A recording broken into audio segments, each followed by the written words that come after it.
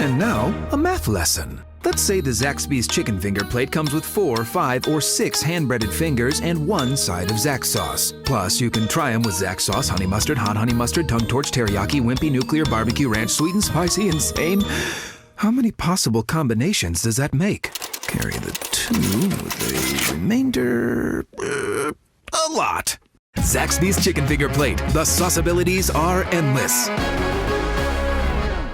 From Tally to Cali, it's time to wake up. Wake up, wake up. Warchant.com is your ultimate Seminole sports source. And this is Wake Up Warchant, presented by Zaxby's. Now here's Warchant.com's Aslan Hajavandi and Corey Clark. Wake up! What is up, everybody? It is Wake Up Warchant, proudly presented by Zaxby's Indescribably Good. Shout out to Drew Singletary, a.k.a. Mr. Clutch. He had a salad and fried pickles pregame meal before Saturday's beatdown of the Tigers. So we appreciate you tagging us, tweeting at us. Warchant.com, your ultimate Seminole sports source. Promo code is Warchant30. Warchant30 gets you 30 free days of access to the ultimate Seminole sports source. If you're listening to us on YouTube, you know the drill. Thumbs up. We would appreciate it. Don't worry, your data is not being tracked when you do that. It just simply promotes the video to other people so that we can spread the gospel that is Florida State athletics. And if you're on an iTunes account, Apple iOS device, 5-star reviews, please. We'll dip in there one of these days and maybe read a new 5-star if there's any that have been left. Corey Clark joining us from the greater Atlanta area. Corey, how are you, friend? I'm good, buddy. How are you doing? Great, man. Thanks for moving your schedule around so that we can record this a little bit early. Don't have a lot of Super Bowl hot takes because haven't watched any of the games yet. Recording this one a little bit earlier on a Sunday because your guy is going to have a date maybe later on. We'll see if she backs out or not. Maybe I'll even talk about it on the next program. But I'm doing fine, man. Your weekend was good, though? Yeah. Well, I don't. Maybe so. It's still not 100% that this is going to happen. Oh no, it was supposed to happen Saturday, but we had some stuff that caused it to be kicked to Sunday. So yeah, I'm just trying to be self-deprecating and all that sort of stuff. Okay. All right. Good. Well, hey, man. Well, good luck. Let me say that ahead of time. Good luck. That's right. That's right. Obviously, socially distance yourself, but good luck. Have a good time. We'll see. I'll see what I can do. Stephanie says good luck as well. Well, I mean, that matters. That's more important. Thank you, Steph. Yeah. Appreciate you. All right, we're going to talk about the basketball win, obviously, because not a lot of football stuff. I'm going to try to force some football conversation for maybe 25 minutes or so, because that's what most of you are here for, despite what Corey tries to remind me to not say. But in any event. So probably football-wise, when we went out last week, there was rumblings. Ira had reported that maybe Chris Marv was going to potentially emerge as a top candidate for Texas. Coach Steve Sarkisian trying to assemble a new staff in Austin, Texas, looking for a linebackers coach. There was potential rumblings of maybe Marv being that guy. Chris Marv passed over, but he's not the Texas linebacker coach. He's still a Florida State linebacking coach. Texas ended up going with Jeff Choate from Bozeman, Montana State's head football coach, which makes should get a little bit of sigh of relief, right? If you're a Florida State fan, because you want continuity, even though it was 3-6 last year, right? Continuity is important, Corey, I think. Yeah, I wouldn't dismiss how important continuity is, and I do think we think that Marv is a good coach, and has a bit of a track record of being a pretty good recruiter too, but is a sharp guy and he's upwardly mobile, which again. I think the fact that and who knows if he was in the Final Two or the Final Four. Again, think of the other staffs that have been here at Florida State. Whatever you feel about Jimbo and Willie and what they did for their careers, if Willie got a fair shake or if they should have hired him in the first place, if Jimbo did this or that and they should have kept him around, look at those staffs they had here. That should make almost every Florida State fan furious. Where did any of those guys end up going? At least it would appear. Did any of them leave for better jobs? I'm talking about Jimbo's last, 2 years, and then Willie's years. None of those guys got better jobs anywhere else. It's not like the NFL came calling. It's not like the Packers wanted Walt Bell. Texas was looking at Harlan Barnett. It should pain Florida State fans how nondescript those assistant coaching staffs were.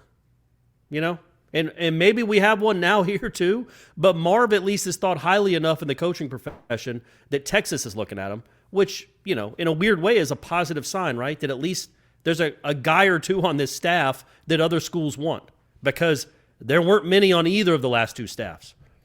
Telly Lockett's up in Huntington, West Virginia now with the Marshall Thundering Herd. You know what I'm saying? Like Florida State to Marshall, or Florida State to wherever else, or Florida State to not coaching anymore. That's what we're used to with these coaching stats. And assistants matter. I know, obviously, head coaches matter the most. Absolutely. But assistants are a huge deal. And so, the fact that there's continuity there is great. Now, you hope they can start coaching better on both sides of the ball. But don't we think that Alex Atkins is going to be a wanted commodity in a year or two? Yeah, absolutely. I'm glad you brought him up, because I do wonder why Chris Marv, for lack of a better term, kind of gets a pass, despite the fact that, Alex Atkins inherited a group that's more pronounced, it's more important to your overall success as a football team, and probably was equally as poorly staffed or stocked to the cupboard, if you will. And there's some people that still aren't all that happy with the way the offensive line played, to which I'm just like, I don't know what else you guys are really expecting. But like, Alex Atkins did a fantastic job. Chris Marv did not. And I'm not saying that Chris Marv should leave, like hit the road or anything like that. I just find it curious that a lot of people are like, well, he's great. These players are bad. Well, man, there's a couple of those pieces on that offensive line that were here a few years ago too, and for some reason or the other, they were able to actually play and perform at a much higher level, but we don't seem to really celebrate that as much. It's kind of weird. Well, yeah, but I don't you think what I think that should tell us is that people in the coaching profession think quite highly of Chris Marv. Well, you know what I mean? They offer the job to Mike Stoops and then pull it out the last second. Then went after this guy from Montana State. So best case, he's the third in line. Well, yeah, but he's behind a head coach in another former head coach. At a high, wasn't the guy in Montana a head coach, right? Yeah, Montana State, head coach. Yeah, and was good there, right? Really good. I think he's a Boise guy. I think he might have wanted the Boise job.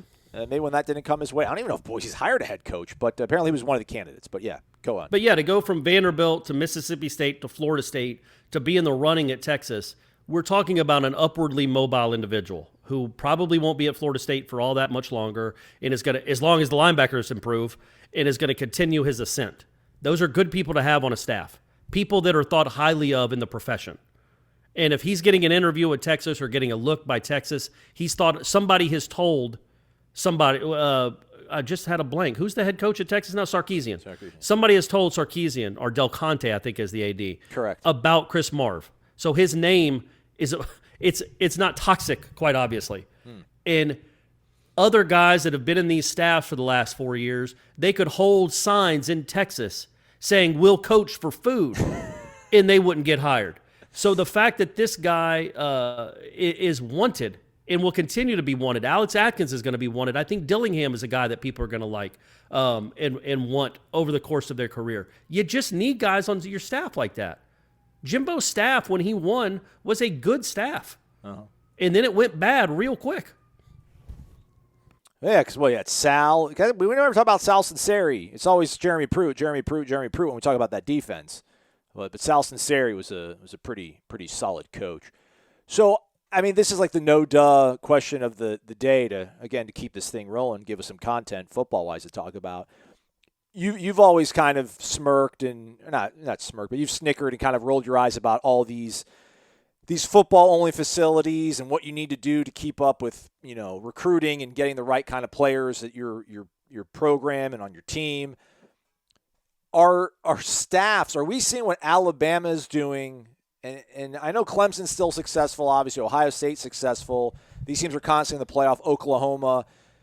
But like what Alabama does in terms of bringing in these analysts, these failed head coaches, these lost souls, bringing them in, rehabilitating them, and then putting them in right places.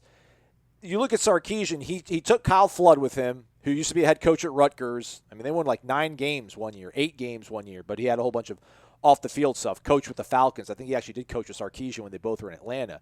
I mean, he's grabbing that guy. He's grabbing a guy that's a head coach at Montana State. Like, they made the FCS playoffs, which only 16 teams get in. Montana State's a really good, solid FCS program. Like, how important is it going to be? And I guess maybe it just kind of echoes what we've been already talking about here in the last few minutes. But, like, do you need to get a certain kind of coach? Like, do you need head coaches? Do you need guys on your staff that can take your job at pretty much any given moment, as opposed to these sort of complementary? I know you need like one guy that can recruit a certain region or what have you, but like, are we at the point now with what Alabama's doing, what Sarkisian looks like he's trying to do at Texas? I don't know really if Dabo or Ryan Day are doing, but like, do you need to have your staff pretty much stocked with guys that are only going to be there for 1 or 2 years because they have head coaching potential and they already did it before and they just need to get themselves kind of back in the good graces of the country? I just think it's hard to compare anybody to Alabama. Like, that's such a different playing field they're on. That's the one thing that we're all in the same neighborhood, though, Corey, right? Because like Florida State always had like a top 10 assistant coaching salary pool with Jimbo and with Willie. I mean, is that what we need to focus on, like maximizing your assistant coaching dollars as opposed to facilities dollars and all these other things that fans kind of want? Well, obviously theoretically you'd want both.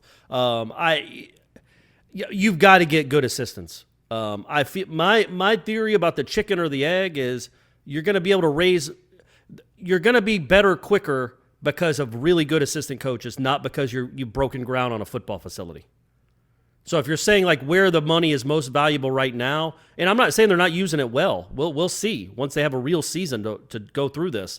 But you breaking ground on a football-only facility isn't going to win you 9 games the next year like having a top-flight assistant coaching staff would in like 2022.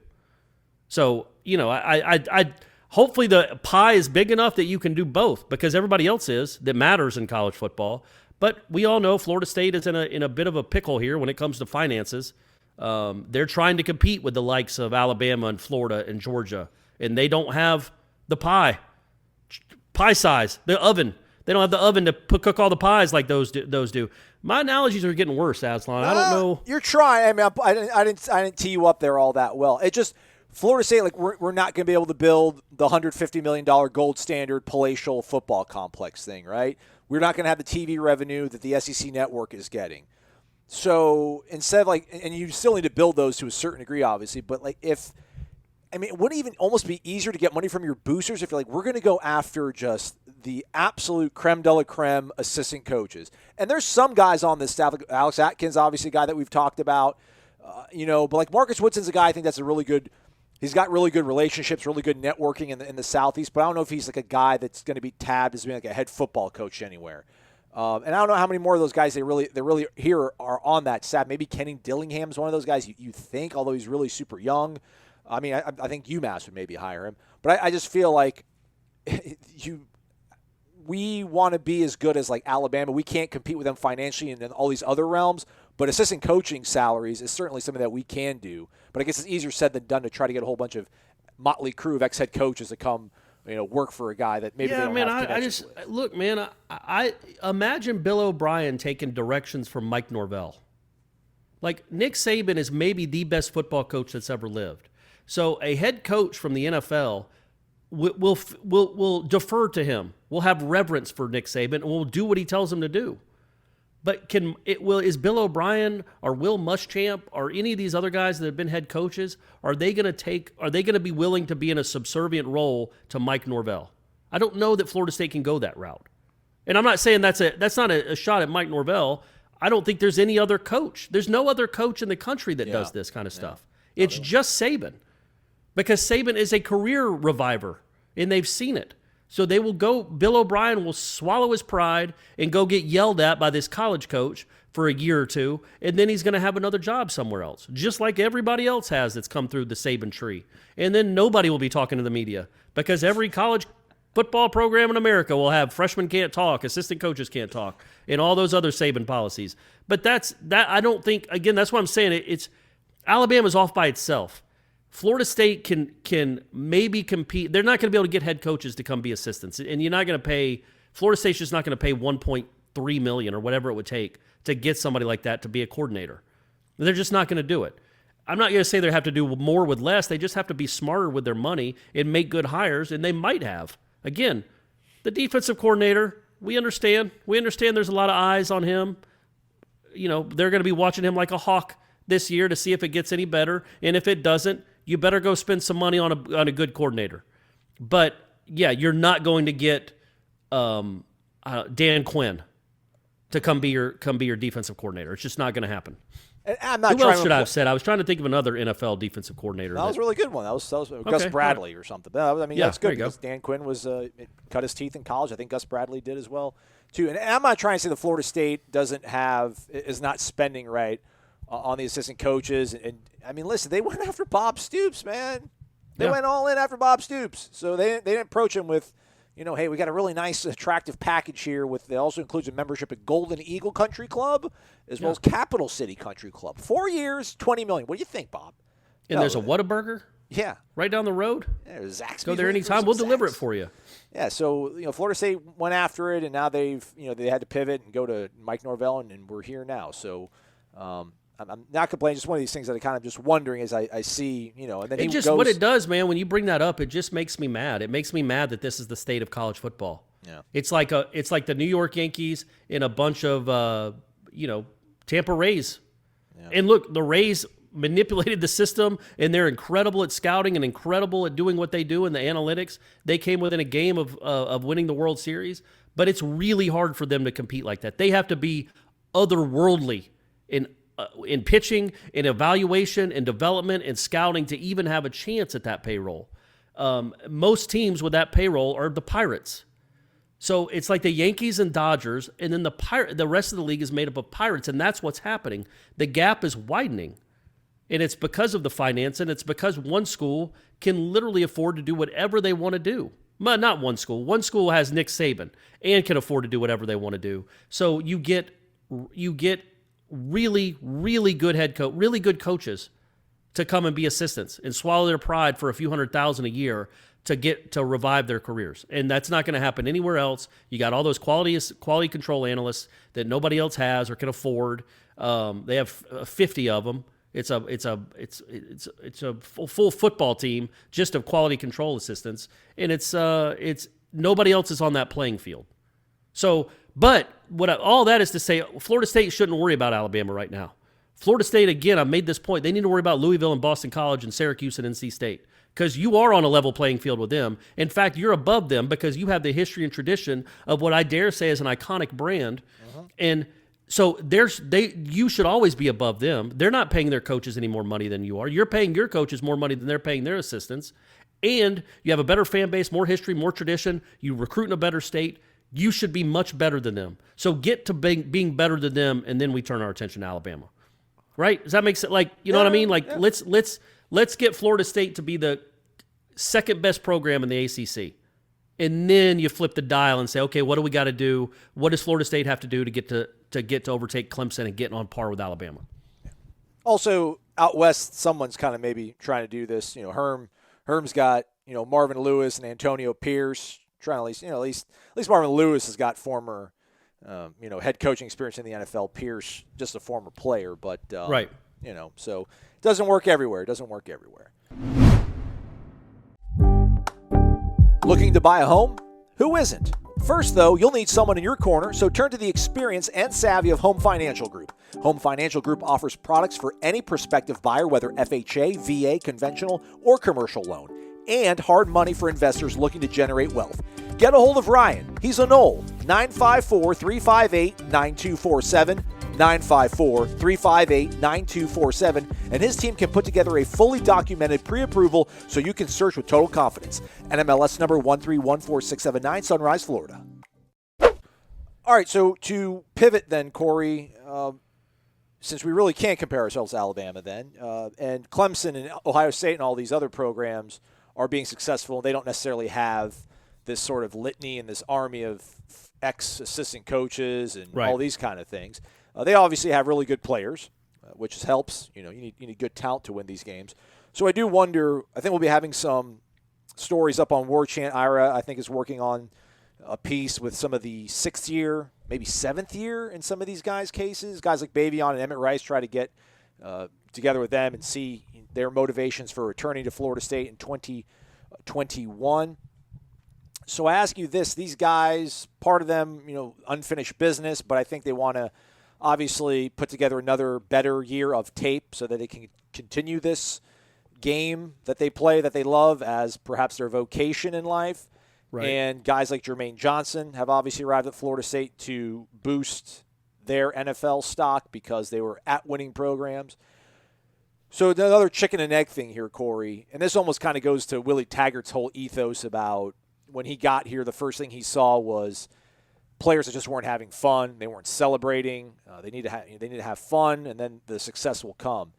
So with these guys that are focusing on bigger goals, kind of outside the team aspect, although everyone seems to really like what Jermaine Johnson said. You like what Jermaine Johnson, how he handled himself when we spoke to him. These guys that want to go and they have the confidence that they think they can play in the NFL, they can be a top-round pick, or they can make a 5, 6, 7-year career in the NFL. Like, do we need them to have that kind of attitude right now in January of 2021, or do they need to simply focus on being like a Florida State collegiate football player, and then after you upset Notre Dame in week 1, or maybe you put 3 or 4 games together that are really good of tape, then you start thinking and talking about these things out loud? Yeah, I mean, look, I don't think it's obviously not a bad thing. Like, they could be mutually beneficial, right? Like, if Jermaine Johnson's whole goal was to come to Florida State, is to be an every down defensive end, to show that he can do that, to show NFL scouts he can do that, have a big year with double-digit sacks, and help his draft stock to the point where he's maybe a second-day pick or something. Well, Florida State benefits from that. If he's trying his hardest to be drafted, to put out good tape, well, that's a good thing for Florida State, right? And I think it's the same for Emmett Rice or whoever else decides they came back, Big Baby. Whatever their reasons are, like I was told that I was told I wouldn't be drafted, so I need to come back, or I was told I was going to be a 6th-round pick, so I need to come back and improve my stock. Well, okay. I mean, I don't think LaMarcus Joyner didn't want to get to the NFL in 2012 or 2013, but he also really cared if his team won or lost. And I think you can do both, right? To me, it's the ones that seemingly only care. And it's easy to do, man. Once you're on a bad team and you've lost a few games, I'm not saying that I wouldn't be above, well, I'm going to get mine. I'm going to go make some plays and be noticed because I want to, whether we lose this game or not, I want to play well and improve my we That's fine. It's just, I don't know that can be the attitude that permeates an entire team. Like, we're just here. This is a stepping stone. We win or lose, okay, whatever. I just want to get paid in a couple years. But I don't even know if I'm answering the question, but I think you can do both. I think you can have the want to be drafted, but everybody that comes to Florida State, every single person that signs wants to go play in the NFL. And I would say 90% of them think they're going to go play in the NFL. Now, they're getting slapped in the face with the reality, a lot of them, or they're about to, but still, that's their goal. But you can have that as a goal, like, I think most Florida State basketball players want to be in the NBA, but they still live in the moment and play really hard for their team, and they're selfless for their team. So I think you can do both. And you hope the likes of Jermaine Johnson and Jamie Robinson and Mackenzie Milton can, whether their goals are simply to use Florida State as a stopgap, as a stepping stone, that they can still have a really positive influence on the team. But Emmett Rice, I mean, look, if we're worried about him coming back because he wants to go to the NFL, well, look, man, I think we all know what the deal is there. Just play really hard at Florida State. If you have an awesome season at Florida State, that is the only chance in a million that you have of getting drafted. You have to have a great year at Florida State. So if he does that, Florida State wins anyway. Well, what happens in October when you're 4-2 and, you're looking at your 4-2? Wouldn't that be something? To be in October with a winning record? Yeah, I don't know. Maybe 3-2 or 3-3. Hey, no, stay with it, man. 4-2. Let's go. I wonder, because this whole thing, and I don't want to parse the words and maybe look into it too much. A lot of these hashtags are just, they're I don't want to say they're empty words, but they're just a slogan to kind of rally people around. But this whole fit and family thing that Mike Norvell has picked out here when going after these kids. Because I was looking at this sheet of paper I had for off-season questions, but this was in November I started writing it up or whatever. And it was, what would be better for Florida State? a bunch of incremental improvement across 20 players or 5 to 8 splashy players. And they've obviously gone the other route. I mean, you really can't – I don't know how you can't get incrementally better because you can't sign 20 transfers. It's not, well, I guess you could, but then you're really going to set yourself up for pain down the road. But so they've gone that route at least. Like I think Mackenzie Milton really – he's probably in a different spot than Jermaine Johnson because Jermaine Johnson he's 3 months removed from getting like a sack against Alabama. This kid's experienced success. He's put stuff on tape. He has only really one thing left to do, and that's the whole play defensive end every single down and really put up some big time numbers. But like if you're Emmett or Bavion and you're like, man, it's my last shot to put everything together, get this dream of mine fulfilled, put it on tape, and you still aren't performing all that well, I just wonder what kind of effect that can have on a locker room, or are you just hoping that there's enough culture being instilled that 4 or 5 bad apples won't affect anything that what you're trying to do amidst your climb? Yeah, and I don't think you're calling them bad apples. You're saying if things went poorly for them and that maybe they didn't have the best attitude in the world, they could become bad apples. But I really don't. I've never got that impression from him at Rice that we haven't talked to Big Baby enough. At least I haven't. Yeah. But I don't think, and I just don't think you come back for a 6th year if that's your sole motivation. I think part of me would think you come back for a graduate degree. No, I think you come back because this might be the last chance you get to play organized football. All right. And play at a level like this, on a stage like this. Like, yeah, I mean, there could be a semi-pro league. Maybe they could go play. They'll make not make a practice squad. They'll go to a camp, but they might be cut before the first preseason game. You just never know. So this is your last chance to make something happen at Florida State. And sure, it would be nice. And if that's the carrot you that's dangled in front of them, like, look, if you guys play awesome, you might impress some NFL scouts, and they might come calling. Now, look, they've had 5 years to look at you, and you've had other players drafted from your team, so they've seen your film, and you're 24 years old. But yeah, if you play really hard and well, they might whatever it takes. But I think, I'm sure they have some NFL aspirations. They all do. But by and large, you would hope that they're also realists and understand that I don't know if there's ever been a 6th-year college football senior that's been drafted. In my lifetime. I'm sure there's been a couple, but it just doesn't happen. You're a 6-year senior for a reason, typically. So hopefully they just enjoy the ride, and like it can be like, you know what, this is my last chance. I'm nothing left to give. One of those things. I wouldn't foresee either one of them. I think that's a net positive that these two guys that could have left to go pursue other things and go pursue an NFL career, or try to anyway, come back for one more season. I do. I think that should be a net positive for this team. Now, if it goes poorly for them and they both get replaced, or they're not playing much in October, and then it somehow becomes an issue, which again, I think that's projection. That we haven't seen anything from either one of these guys to say that they would ever be a bad seed or a bad apple.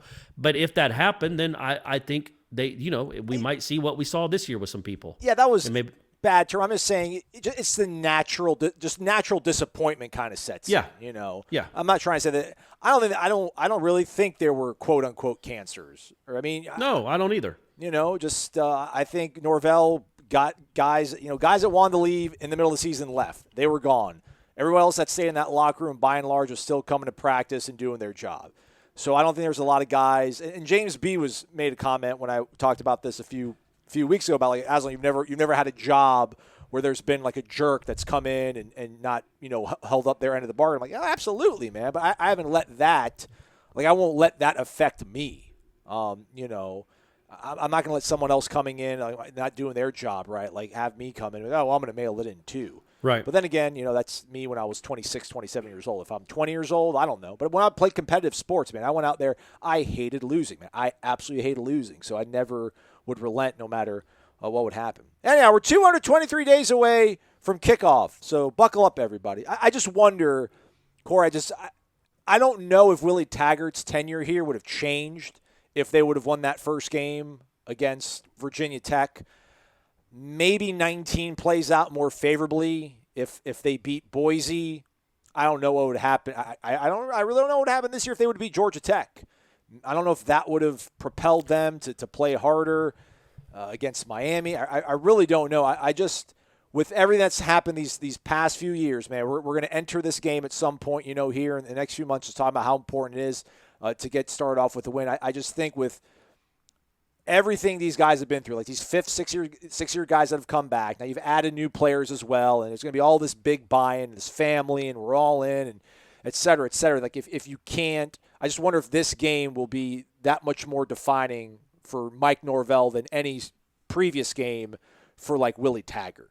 Just because of everything that he's had to put together this year, coming off what last year was, and I mean, again, like these transfers, these guys, really, these aren't guys that grew up lifelong Florida State fans that went through the recruiting process and have been here for 3 years and they got their favorite spots in town.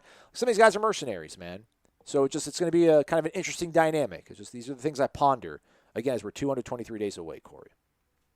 We are just 223 days. That's all, huh? That's it. Piece of okay. All right. That's even hard to calculate. Where are we? 7 months? Is that what we're thinking? About 7 months? Yeah, there we go. All right. Good, quick. Man, you're really good at this math thing. Hey, man. I don't waste this brain.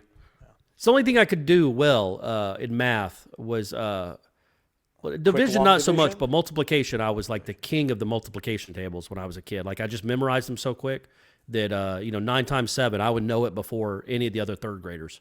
And I would talk trash to them. That's what I like, man. You let them know. Yeah, there was actually, I don't think I've told this story, but when I was in the third grade, our teacher would have this game where you'd stand up and you'd face the kid next to you. She'd hold up a multiplication, I don't know, flash problem. Card or something? But it was a card. It was like an index card. Yeah. And it would be 9 times 6. And whoever said the answer first went on to the next kid. Ooh, I like it. And it was 8 times 3. And I went around our room twice. Yeah. Just crushing folks. Let's go. And then she was like, you know what? I'm going to take you up to I think it was Miss Foster. I'm going to take you to Miss Foster's class, and you're going to play her team, her class. Let's go. And her class was 4th graders. Ooh. And third grade Corey did not want any part of being in a 4th grade classroom. So it was like 10 times 7, and I just stood there and froze so I could go back to the third grade. I felt like a show pony. I'm not a show dog. I'm a hunting dog. I don't want you to just show me off to your teachers. I'm not a piece of meat. I'm not some mathematical piece of meat. And literally that was when I peaked as a mathematician, was 3rd grade. Once we got into like geometry, heaven forbid geometry, and theorems and stuff, give me a break. Go throw that out the window. I can add some stuff up pretty quick. I can multiply real quick. I don't need any of the other stuff. Kids, if you're listening out there, you're not going to need anything past 7th grade math. Are they allowed to do that kind of stuff with kids these days? Like, can you compete in the classroom, or is that creating like winners and losers? And then, like, I don't know. Probably not. Yeah, probably not. There'd be a complaint from a parent or something. I don't know. Well, 223 days, a long time away. How about 2 more days until Florida State basketball returns to action?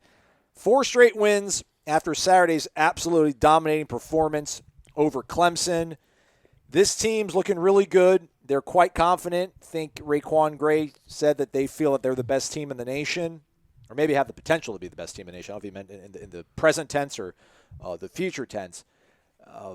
Double-double out of Balsa. Mm-hmm. Was it 80-69 win? No, bigger than that. 80-61. 80-61. There we go. Clemson went on an 11-0 run to end it. Yeah, to cut it to 19 at the end. My man, the Viper squad's plus minus in that game was not very good. Oof. Figure it out. Like a minus 10 in 3 minutes, which is hard to do. Man, that was to me probably the most impressive win of the season, mainly because Polite didn't play. Raquan Gray got in foul trouble immediately. And then MJ Walker, I think, played. He got hurt. It's MJ. Hey, this was a real one, though. Hey, poor MJ, man. MJ taking arrows from people on the because it literally does. It's like every other game he's being helped off the court. And I was joking with Jeff Cameron about this. Like, eventually we're going to feel bad because he's going to be genuinely hurt being taken off the court. And people are going to be like, come on, MJ, hurry up and get back in the game. But I'm a Lakers fan. I don't know how many other – the basketball fans, I know they're just strictly Florida State basketball fans, but I feel like if you have another basketball team, I think it happens everywhere. Like Anthony Davis, every game the Lakers play, Anthony Davis gets hurt. Like it's poked in the eye, or he stays down for way too long after he takes a charge, and it's like, oh gosh, is it over for him? And then he gets up and he scores 15 more points in 6 minutes. Yeah, just it's how there's it's every It's like team's got it's like one. Paul Pierce. Remember in the exactly. I mean, he didn't he get wheeled off the court? Yeah. They And carried then he's him back off, hitting put him in fall a away wheelchair. jumpers 5 minutes later. But the point being, MJ didn't play much. Polite didn't play at all. Raekwon Gray, I think, played 3 minutes in the first half because of foul trouble. And they were still up 38 in that game. Like, I would say, other than Scotty Barnes, the three most important players on this basketball team, in my opinion, are Anthony Polite, MJ Walker, and Raekwon Gray. They got a total of like 28 minutes out of those three guys on Saturday, and they were up by 38 in the game, which, again, just goes to the depth, the way they defend. Everybody comes in and has a role. They're never overwhelmed because they played so many minutes. It really is pretty. Again, you just don't.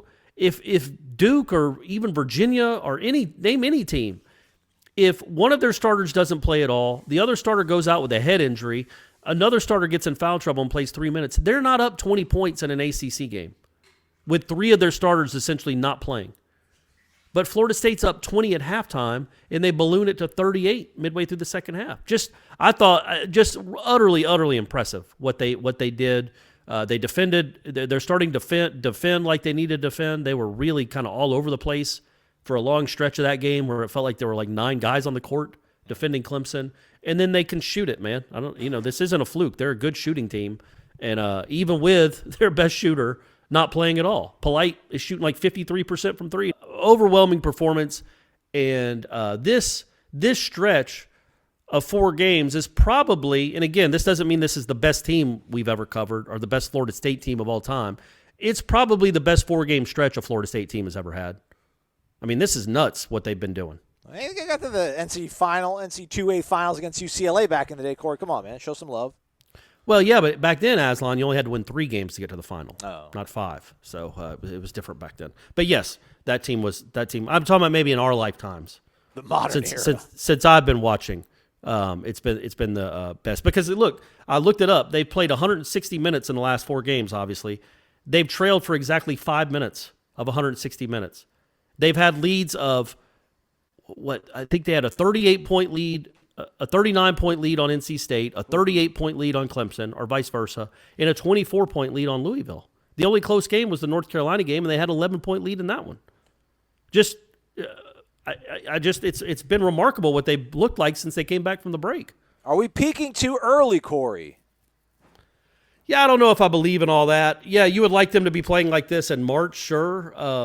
But that's the thing. Like, would you take this, or is there better basketball ahead of them? Like, if you could bottle this up and be like, okay, you can unleash this in the month of March and April, or you can see if you can improve. Like, I feel like I'd be like, I'm good. I'll take this in a bottle. Oh yeah, no. If this is their ceiling, and this ceiling right now is good enough to get to a Final Four for sure. I still don't know if it's good enough to beat a Gonzaga because that's a different level. But it is good enough to get to a Final Four. It's good enough to be a 2 seed. And yeah, it's good enough. It's good enough to win the whole thing if this is the ceiling and it's consistent. I think they could probably still get a little better. I mean, what happens if Calhoun becomes a real weapon off the bench? Like a real weapon, like a 6-man going to score average in double figures per game. But yeah, man, it's hard to look at this team and be like, okay, this is what they're not doing well, because they're doing everything well. They're shooting free throws well. They're shooting threes well. They're defending. They're passing. They're being selfless. They're playing hard. They're doing everything really, really well. When you talk about Sardar Calhoun growing or finding his game, are you talking more about him producing offensively or? Yeah, no, just being like, look, we had talked about that. I think his ceiling, he's like the biggest wild card on this team, because you saw what he can do. He is a knockdown shooter and just an exceptional athlete, one of the better athletes that's ever played at Florida State. So if he can find himself and be a more consistent contributor. Like, he's not been bad. He'll knock down a shot a game or 2 a game, but he has not been an absolute difference maker. But he can be.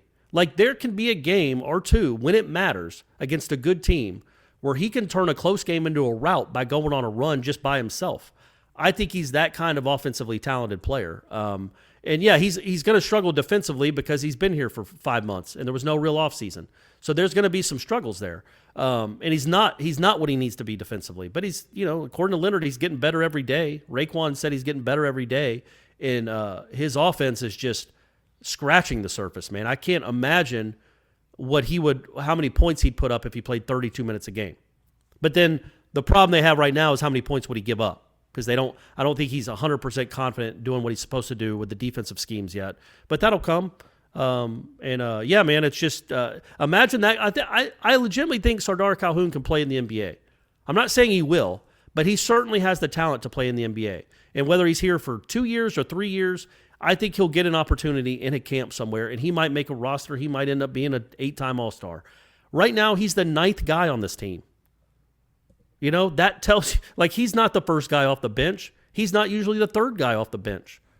And yet he's that. They have somebody that talented kind of just waiting in the wings.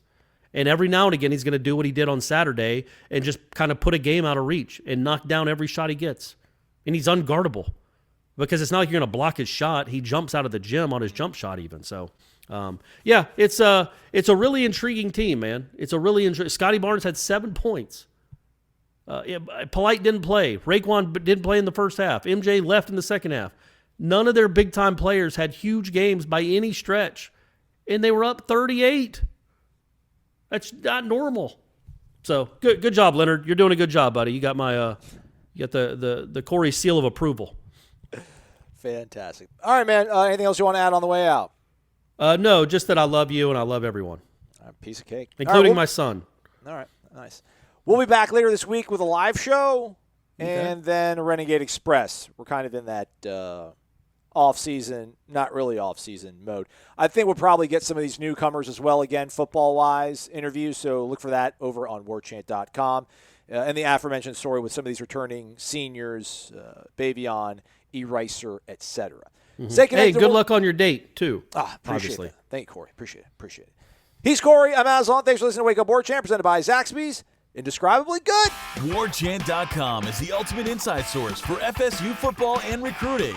And now you can get in on the action for free for an entire month. Warchant.com is offering a risk-free 30-day trial subscription. Get full access to the #1 website covering the Seminoles just by entering the promo code WARCHANT30.